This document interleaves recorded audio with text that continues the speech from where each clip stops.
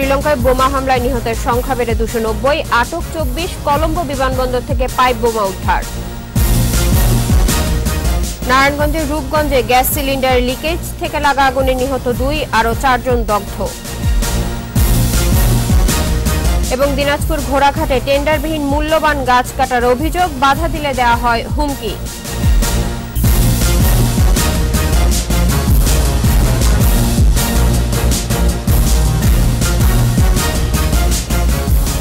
শুনছিলেন first security ইসলামী bank limited সংবাদ শিরোনাম। আমন্ত্রণ জানাচ্ছি 21-এর দেশের সংবাদে। আপনাদের সাথে আছে ইসরাত জাহান। এছাড়াও সংবাদে আরো থাকছে,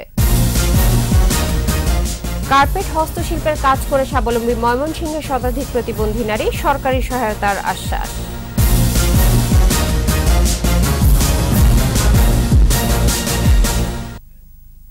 শুরুতে শ্রীলঙ্কায় সিরিজ বোমা হামলা প্রসঙ্গ।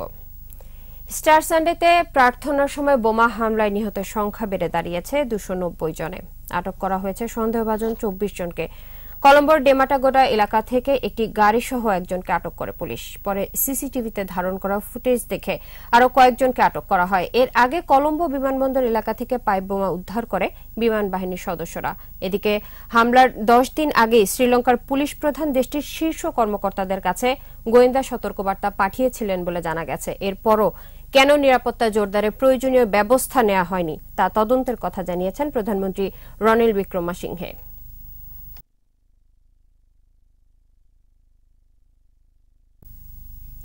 এদিকে শ্রীলঙ্কায় সিরিজ বোমা হামলায় আওয়ামী লীগের সভাপতি মণ্ডলীর সদস্য শেখ ফজলুল করিম সেলিমের নাতি জায়ান চৌধুরী নিহত হয়েছেন। আহত হন জামাতা মশিউল হক চৌধুরী প্রিন্স। ঘটনার পর থেকে রোববার বিকেল পর্যন্ত জায়ান নিখোঁজ থাকলেও রাতে তার মৃত্যুর বিষয়টি নিশ্চিত হওয়া যায়। কয়েকদিন আগে শেখ সেলিমের মেয়ে শেখ আমেনা সুলতানা সোনিয়া তার স্বামী মশিউল হক চৌধুরী প্রিন্স ও 2 ছেলেকে নিয়ে শ্রীলঙ্কায় বেড়াতে যান। কলম্বোর একটি হোটেলে ওঠেন তারা।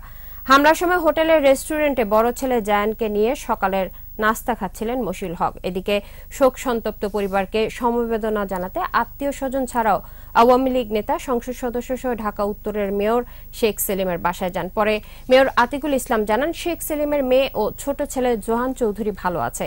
এরই মধ্যে শেখ সেলিমের স্ত্রী ও 2 ছেলে শ্রীলঙ্কায় পৌঁছেছেন।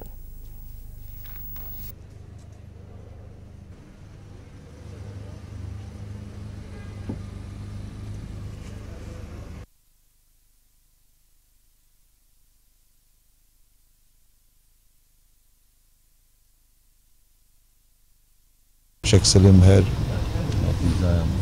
নাতি জায়ানকে যেন আল্লাহ তাআলা বেহেশত নসিব করে, পরিবারকে যেন আল্লাহ তাআলা যেন এই এত বড় একটি শোক বহন করার জন্য ক্ষমতা দান করে। এবার অন্যান্য প্রসঙ্গ। নারায়ণগঞ্জের রূপগঞ্জে গ্যাসের সিলিন্ডার লিকেজ থেকে লাগা আগুনে 2 জন নিহত ও 4 জন দগ্ধ হয়েছে। ফায়ার সার্ভিস জানায়, গত রাতে রূপগঞ্জের একটি মেস বাড়ির নিচ তলায় এই ঘটনা ঘটে। রান্নাঘরে গ্যাস সিলিন্ডার লিকেজ থেকে গ্যাস ছড়িয়ে পড়ে রাতের কোনো এক সময়। ভোরে রান্নাঘরে চুলা জ্বালাতে গেলে আগুন ছড়িয়ে পড়ে। এ সময় 6 জন দগ্ধ হয়। পরে স্থানীয়রা এসে আগুন নেভান। গুরুতর অবস্থায় দগ্ধদের ঢাকা মেডিকেলের বার্ন ইউনিটে আনার পর 2 জন মারা যান।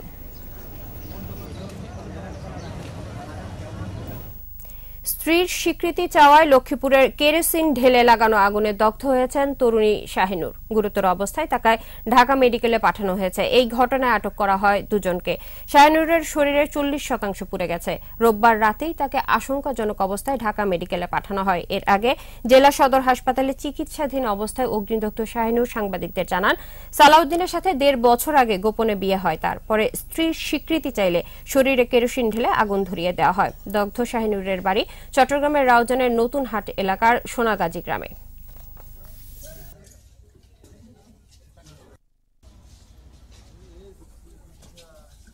ঘটনা বিস্তারিত যাচাই বাছাই করে পরবর্তীতে আইনগত ব্যবস্থা হবে।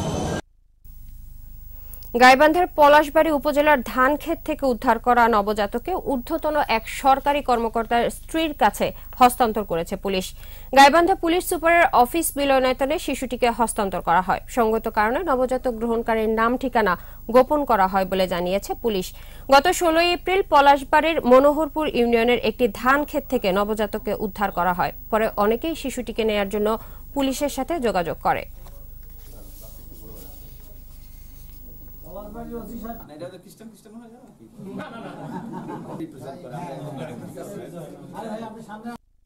ভোলায় জিন তাড়ানোর নামে নারীর গায়ে কেরোসিন ঢেলে আগুন ধরিয়ে দেয় কথিত ওঝা।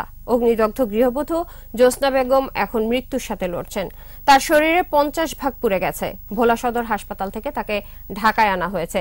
ভোলা প্রতিনিধি মেজবাউদ্দিন শিপুর রিপোর্ট, জানাচ্ছেন মুশফিকা নাজনীন। ভোলার ইলিশা ইউনিয়নের বাঘারহাওলা গ্রাম। এই গ্রামে জ্যোৎস্না বেগমকে জিন তাড়ানোর নামে গায়ে কেরোসিন ঢেলে ঝাড়ফুঁকের সময় আগুন ধরিয়ে দেয় রুনা নামের এক ওঝা। আহতের মা মাহফুজা জানান, কিছুদিন ধরে জ্যোৎস্না অস্বাভাবিক আচরণ করায় তারা একে জিনের আসর ভাবেন। তাই জিন তাড়াতে ওঝা বেলায়েত হোসেন ও তার নাতনি রুনা বেগমকে ডাকা হয়। বৃহস্পতিবার রাতে রুনা জিন তাড়ানোর নামে জ্যোৎস্না বেগমের গায়ে কেরোসিন মাখিয়ে আগরবাতি ও ধূপ জ্বালিয়ে ঝাড়ফুঁকের এক পর্যায়ে গায়ে আগুন ধরিয়ে দেয়। কেরাইচাল দিয়ে কেমনে ইয়া দিয়ে আগুন লাগাই দেয়, মম দিয়ে আগুন লাগাই দিছে। আমরা নামটা না কইছিল, আমার না শুনে নাই, আরো চোখ রাঙ্গাই উঠছিল। আমার মা মৃত্যুর সাথে ফাঁসা চলতে আছে। বিগত দিনের সত্যতমে আজ দেখি পড়ছে।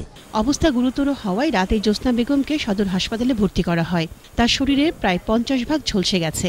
কনসালটেন্ট এসে দেখে গেছে, কনসালটেন্ট ওনাকে ঢাকা মেডিকেল কলেজ হসপিটালে রেফার করছে। তবে ওই ঘটনায় ওঝা রুনা দায়ী নয় বলে দাবি তার স্বজনদের। হেরাই কাম করছে, হ্যাঁ লগে হেরা রুনায় কোনো কিছু করে না। আরো মানুষ আছে এই আশপাশে মানুষের জিজ্ঞাসা। পুলিশ ওঝা বেলায়েত হোসেন ও তার স্ত্রী ওহিদা বেগমকে আটক করেছে। তাদের দুজনকে আমরা গ্রেপ্তার করেছি এবং মামলা প্রক্রিয়া চলছে। পরবর্তী আইনি পদক্ষেপ আমরা যথাযথভাবে গ্রহণ করতেছি।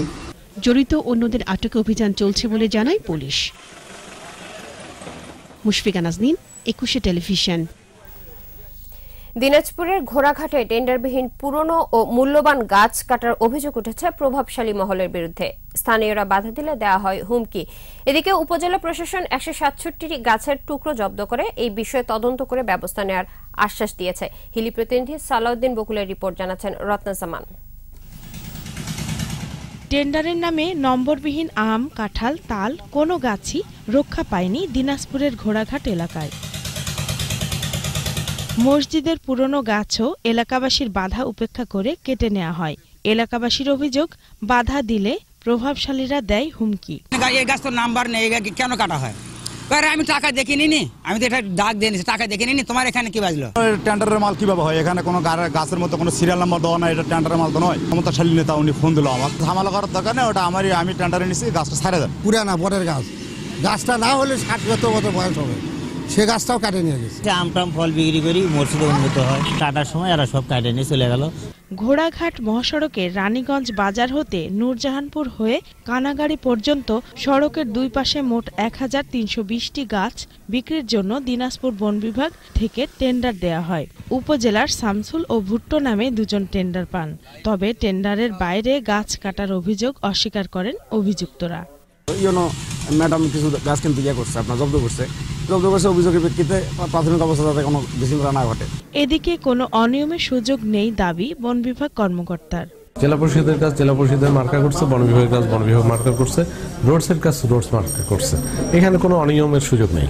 অভিযোগের ভিত্তিতে 167টি গাছের টুকরো জব্দ করা হয়েছে বলে জানান উপজেলার নির্বাহী কর্মকর্তা। যারা পাবে তারা আমার কাছে আবেদন করলে যাচাই বাছাই অন্তে তারা যদি পায় তাদের ব্যবস্থা গ্রহণ করা হবে, না পাইলে তাদের বিরুদ্ধে ব্যবস্থা নেওয়া হবে। দ্রুত তদন্ত করে টেন্ডারবিহীন গাছ কাটার বিচার চান স্থানীয়রা।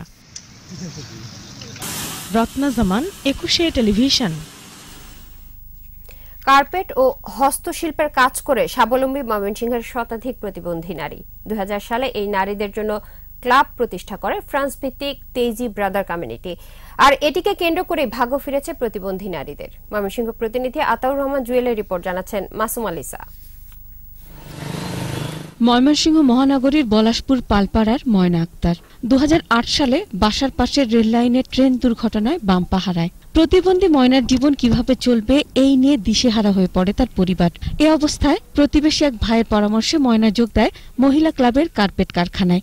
এখানে কাজ শিখে ময়না এখন স্বাবলম্বী। আমি কার্পেটের কাজটা শিখলাম, শিখার পরে এখন আমি চলতে পারি, ফ্যামিলিতেও কিছু টাকা দিতে পারি, আবার ছোট বোনটাকেও পড়াইতে পারতাছি।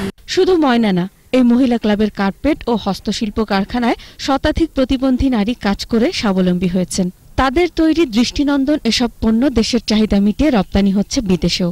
আমরা ফ্যামিলিতেও কোনো দাম পাই না এবং সমাজে তো আরোই না, তখন তো সমাজও মনে করে আমরা ফ্যামিলির বোঝা। যারা পড়াশোনা করব তাদের যেন দিতে পারে, আমার এরকম ইচ্ছা আছে। নিজের প্রতিবন্ধী মনে হয় না, মনে হয় কি আমি 10 জনের মতন একটা সুস্থ মেয়ে। তবে প্রতিষ্ঠানটি গতিশীল রাখতে সরকারি পৃষ্ঠপোষকতার প্রয়োজন বলে মনে করেন এই কর্মকর্তা।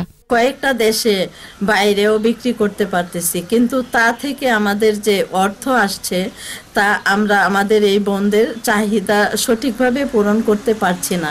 সরকারের পক্ষ থেকে এসব নারীদের সহায়তায় এগিয়ে আসার কথা জানালেন জেলা প্রশাসক। স্বল্প যে ঋণ যেটা আছে ক্ষুদ্র শিল্পের জন্য, সেই ঋণের জন্য আবেদন করলে তারা যদি আমাদেরকে জানায়, আমরা সংশ্লিষ্ট ব্যাংকের সাথে যোগাযোগ করে তাদের জন্য ঋণের ব্যবস্থা করব।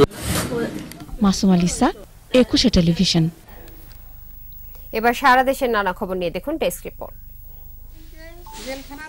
নিখোঁজ সন্তানের সন্ধান দাবিতে সংবাদ সম্মেলন করেছেন সিরাজগঞ্জের রায়গঞ্জ উপজেলার এরানদহ গ্রামের রাশেদা খাতুন ও তার স্বামী জয়নাল আবেদিন।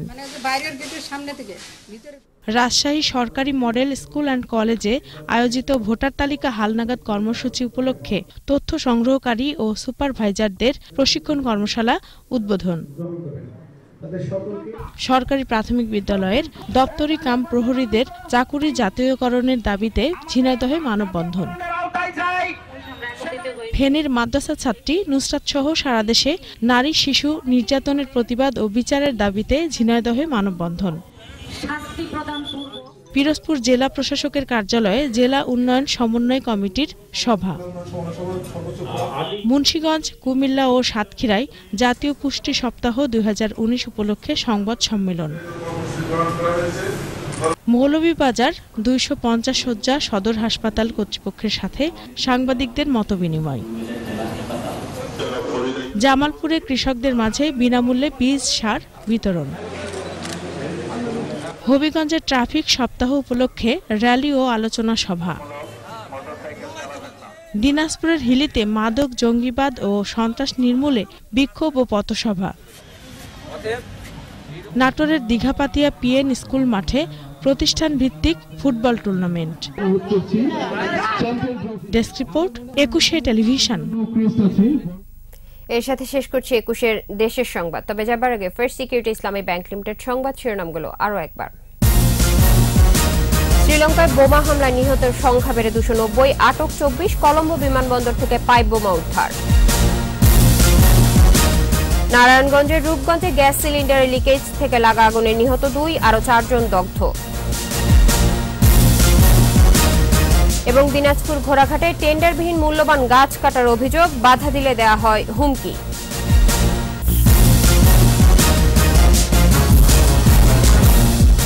সর্বশেষ খবর জানতে ডায়াল করুন 2021 নম্বরে আর ভিজিট করুন 21-tv.com এই ওয়েবসাইটে। এছাড়াও ফেসবুকে ভিজিট করতে পারেন facebook.com/2124 অনলাইনে। এতক্ষণ সাথে থাকার জন্য ধন্যবাদ। পরের সংবাদ দুপুর 2টায় দেখার আমন্ত্রণ রইল। 21-এর সাথেই থাকুন।